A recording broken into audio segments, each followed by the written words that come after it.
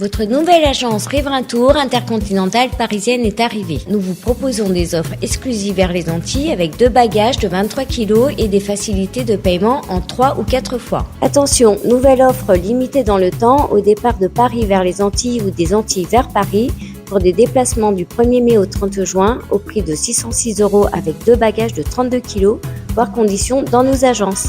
Nous organisons des séjours complets comprenant les vols, l'hôtel ou l'hébergement chez l'habitant, des croisières, des circuits ainsi que des locations de voitures avec ou sans chauffeur. Pour tout renseignement, contactez l'agence Riverain Tour Intercontinentale au 16 rue Lamblardy, Paris 12e, métro Doménil, au 09 78 80 13 39. Martinique Actualité.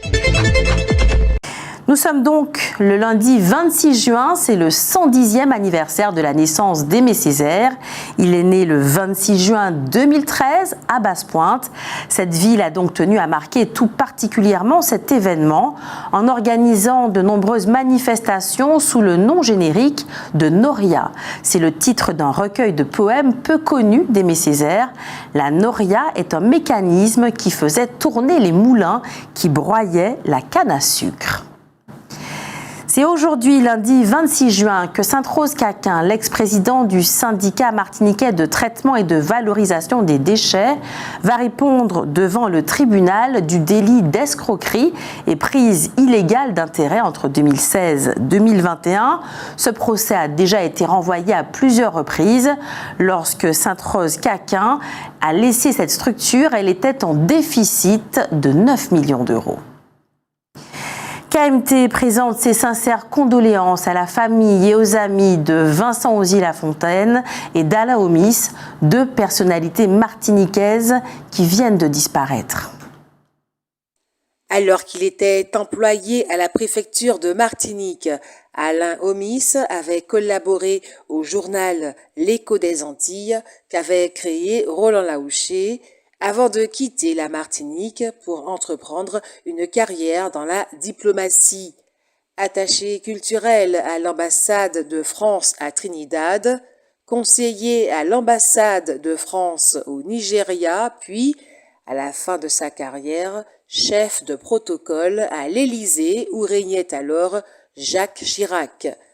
Mais Alain Omis était avant tout peut-être profondément un artiste, un plasticien de talent, comme en ont témoigné plusieurs expositions. Il est décédé à 73 ans. Vincent Osier-Lafontaine, décédé, lui, à 90 ans, incarne une ascension sociale tout à fait extraordinaire. Il a, en effet, commencé dans la vie comme pompiste. Il servait l'essence dans une station d'essence et il a fini à la tête d'un petit empire commercial et logé dans une magnifique villa du Cap-Est au François. Il a également, dans le même temps, offert à la Martinique un véritable pan de sa musique traditionnelle, des dizaines de chansons, notamment Hommage à ma mère ou Sacré Chabin, qui connurent un énorme succès. La Martinique peut s'enorgueillir d'avoir engendré ces 2 hommes. La baignade et les activités nautiques sont interdites sur le plan d'eau de l'hôtel La Batelière et ce, jusqu'à nouvel ordre. Le 110e anniversaire de la naissance d'Aimé Césaire est l'occasion de rappeler que Côte d'Ivoire, Sénégal et Guinée-Conakry, seulement 3 pays africains francophones sur 9, honorent Aimé Césaire. C'est en France que le chantre de la négritude est le plus honoré par des lieux ou des bâtiments publics. 54 sites à Paris en région parisienne, 112 en province. Il ne l'est pas du tout ni en Amérique, ni en Haïti, ni dans aucune région périphérique de la France, Guadeloupe, Guyane, Réunion ou Polynésie. Hier, dimanche 25 juin, un homme est mort dans un accident de voiture à Ravine-Touza. Il a dû être désincarcéré, il avait 68 ans et semble avoir perdu le contrôle de son véhicule. Sa femme, qui était à ses côtés, n'a été que légèrement blessée.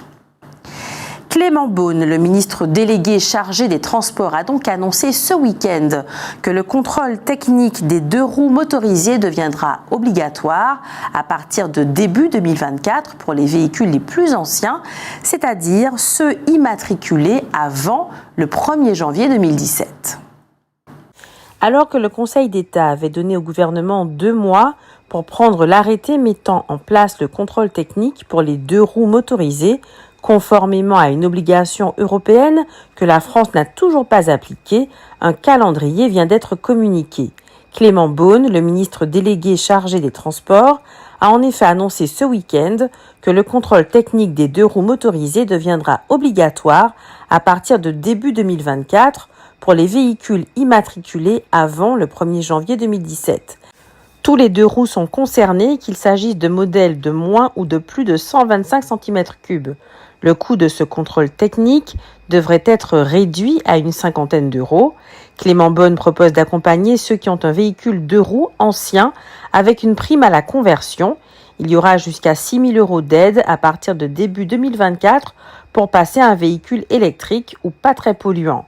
Pour qu'il soit le plus pertinent possible, le contrôle technique des 2 roues ou CT2R portera sur la sécurité, la réduction des nuisances sonores et le contrôle des émissions de gaz à effet de serre notamment. Notons que les motos à usage sportif qui ne circulent pas sur la voie publique et ne présentent évidemment pas les mêmes enjeux que les autres véhicules en sont exclus. En revanche, les scooters y seront bien soumis dans la mesure où ils présentent une accidentologie élevée et peuvent aussi être une source de pollution de l'air ou sonore importante en ville. Le député GDR de Guyane, Davy Riman, a été élu jeudi dernier à la tête de la délégation aux Outre-mer de l'Assemblée nationale. Le député guyanais affrontait la députée de l'Hexagone, Maude Petit, ainsi que la députée de Mayotte, Estelle Youssoufa. La délégation aux Outre-mer est composée à parts égales d'élus hexagonaux et ultramarins, des députés de la Réunion, de Polynésie, de Guadeloupe et maintenant de Guyane l'ont déjà présidé, mais jamais un Martiniquais ou une Martiniquaise. Hier, dimanche, vers 23h, un homme a été blessé par balle au cou et à l'abdomen dans le quartier Valmenière. Il était conscient lorsqu'il a été transporté à l'hôpital Pierre Zobda Kittmann. Le parcours sur la mer Méditerranée entre la Libye et l'Italie est considéré comme la traversée maritime la plus dangereuse au monde. Le récent naufrage au large des côtes grecques en est une preuve supplémentaire. Le bateau était observé par les gardes-côtes grecs qui ont par la suite affirmé que ces passagers avaient refusé leur aide et préféré poursuivre leur route jusqu'en Italie. Mais des groupes de militants qui se sont donnés pour mission d'aider les migrants en péril affirment avoir reçu des appels à l'aide sur une ligne téléphonique spécialement mise en place à cet effet et avoir eux-mêmes alerté les autorités. Ils leur ont indiqué la position du bateau et précisé que nombre de ses occupants, dont plusieurs bébés, étant très malades, le voyage ne devait pas se poursuivre. Selon eux, Malte et l'Italie étaient également au courant et les autorités européennes auraient pu envoyer les secours sans tarder. Si toutes ces personnes qui en avaient la capacité n'ont pas agi, c'est parce que leur désir d'empêcher l'arrivée de migrants était plus fort que celui de sauver des centaines de vies. Les spécialistes du droit international ont d'ailleurs expliqué que les autorités auraient dû secourir les occupants du bateau, même si ceux-ci n'avaient pas demandé d'aide, parce que l'embarcation était totalement inadaptée à un tel parcours et qu'elle était en outre extrêmement surchargée. Sauver des vies en mer est une obligation tant du point de vue moral qu'en vertu du droit maritime international. C'est d'ailleurs loin d'être la première fois que les gardes-côtes grecs sont accusés d'avoir mis en danger la vie de chercheurs d'asile. Il faut dire qu'en 2020, Ursula von der Leyen a remercié la Grèce d'être le bouclier de l'Union européenne et promis de travailler main dans la main avec elle pour faire du maintien de l'ordre à la frontière grecque et donc européenne une priorité. L'attitude des gardes-côtes grecs n'est donc que la conséquence pratique du vœu exprimé par la présidente de la Commission européenne, repousser les migrants, afin de leur ôter toute possibilité de demander l'asile. Défenseurs du respect des droits humains et ONG ont de façon récurrente accusé aussi bien les gardes-côtes grecs que Frontex, l'agence européenne en charge de la surveillance des frontières, d'avoir activement participé à des opérations de refoulement des migrants. En 2022, un rapport de l'entité européenne chargée de contrôler son activité a d'ailleurs clairement accusé Frontex de couvrir ce type de comportement, pourtant parfaitement illégal, et de ne pas mener d'enquête sérieuse à propos de violations criantes des droits humains. En 2023, une vidéo publiée par le New York Times montrait des gardes-côtes sur des bateaux qui abandonnaient en mer des personnes qui avaient déjà foulé le territoire grec. D'ailleurs, s'il est vrai que, comme le prétendent les gardes-côtes grecs, les occupants du vaisseau en difficulté ont refusé le raid, c'est peut-être justement parce qu'ils étaient avertis du risque qu'ils encouraient d'être refoulés. Il faut dire qu'en 2016, Donald Tusk, alors président du Conseil européen, avait mis en garde les candidats à cette dangereuse traversée. Ne venez pas en Europe, avait-il dit, ne faites pas confiance aux passeurs, ne risquez pas votre vie et votre argent, ça ne servira à rien. Mais comme le dit de façon poignante un poète somalien, si l'on met ses enfants sur un bateau, c'est que l'eau semble plus sûre que la terre. Cette dramatique réalité est à mettre en regard avec les sommes dépensées et les efforts gigantesques consentis par plusieurs pays riches pour tenter de retrouver les 5 personnes qui, pour le plaisir du grand frisson, avaient embarqué dans ce sous-marin appelé Titan, peut-être en hommage au Titanic, dont ils cherchaient à approcher l'épave. Ils y ont, eux aussi, laissé leur vie.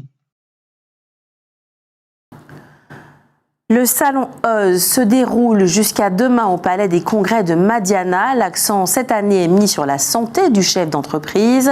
Les organisateurs font remarquer que les entreprises en Martinique sont en général de petite taille et que le chef d'entreprise y joue un rôle prépondérant. Sa mauvaise santé pourrait entraîner dès lors la mauvaise santé de l'entreprise, si on peut dire. Les 34 millions de propriétaires de biens immobiliers avaient initialement jusqu'à ce vendredi 30 juin pour faire les déclarations en ligne concernant leur patrimoine. Les délais ont finalement été prolongés. En effet, à une semaine de l'ultime échéance, à peine un peu plus de 50% des déclarants avaient fait la démarche. Compte tenu de l'afflux de déclarations en fin de période, Bercy a finalement annoncé ce vendredi qu'il serait possible d'effectuer la déclaration concernant le patrimoine immobilier sans pénalité jusqu'au 31 juillet prochain inclus. Rappelons que la dernière tranche de taxe d'habitation a été supprimée en 2023 pour les résidences principales seulement. Ainsi, les propriétaires d'une résidence secondaire doivent toujours s'acquitter de cette taxe ou de la taxe sur les logements vacants. Cette déclaration de biens immobiliers qui voit le jour cette année doit permettre à l'administration d'assurer les impôts locaux et de croiser les informations avec le reste des déclarations des ménages afin d'éviter les fraudes.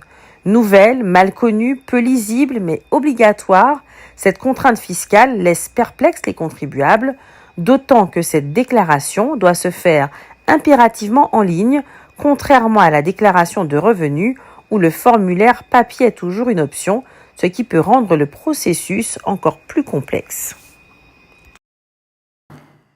Une grève se déroule actuellement au restaurant Pizza Plus à la Galleria, alors qu'une salariée affirme avoir été agressée par un responsable. C'est elle qui a reçu un avertissement. On notera que les faits remontent au 14 janvier dernier. La Martinique Ensemble, le parti politique de Catherine Conconne, a tenu sa première assemblée générale samedi au domaine de Rivière-Blanche à Saint-Joseph. Ce parti revendique 180 membres à jour de leur cotisation. 110 personnes étaient présentes à l'assemblée générale. On s'en souvient, Steve Saint-Fond a été tué le 12 juin au domaine de l'Oasis, dont il assurait la sécurité au cours d'une fusillade. Ses obsèques se sont déroulées samedi matin à l'espace de recueillement Les Filao à la baie des Tourelles à Fort-de-France. Gérant de l'entreprise de plomberie Sims et agent de médiation, père de famille, il était âgé de 32 ans. Après le passage de la tempête tropicale Brett, les premiers retours sur les dégâts observés ont concerné essentiellement des branchages, arbres abattus ou pylônes sur les chaussées et de petits éboulements. Les communes de Sainte-Luce, Rivière-Salée et Robert seraient les plus impactées. La station de pompage de la Lézarde a connu jeudi soir des difficultés de fonctionnement suite à des coupures d'électricité et a été remise en service vendredi. L'électricité sera coupée par EDF demain, mardi 27 juin, dans certains quartiers du Carbet, de 8h à 15h. Le lendemain, le mercredi 28, c'est dans les villes des Anses d'Arlet et de Sainte-Marie que certains quartiers seront privés d'électricité.